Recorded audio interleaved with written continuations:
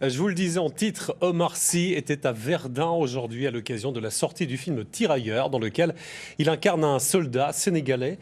L'acteur français et le staff de production ont choisi d'aller rencontrer des lycéens, des collégiens. Ils se sont rendus ensuite sur le champ de bataille de Douaumont. Un moment fort en émotion. Laurent Parisot, Éric Bertrand.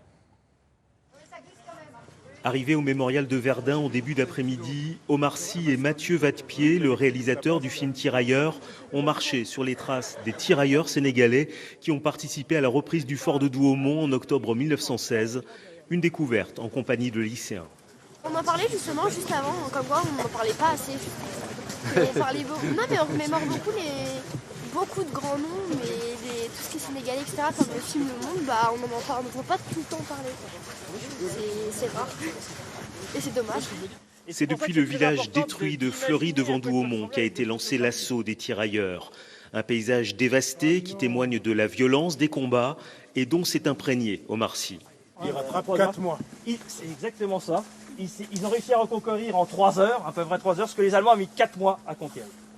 Autant vous dire que ça avait été un très grand succès. Objectif de l'assaut, le fort de Douaumont, où une plaque témoigne de l'engagement des troupes coloniales. 360 tirailleurs sénégalais ont été tués ou blessés ici lors de la reprise du fort.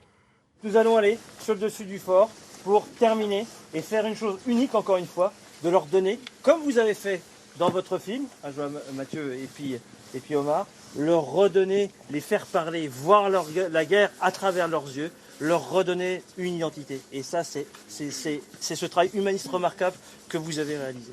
Moment riche en émotions pour l'équipe du film, la lecture des noms de 20 tirailleurs sénégalais, certains s'étant particulièrement distingués. D'autres tirailleurs sont tombés au cours de cette journée, tout autour de nous, pour ne jamais se relever. Ils sont morts pour la France et reposent ici, dans cette terre de Meuse. On est dans une fiction, donc là on est dans la réalité de toute cette horreur qui était cette première guerre.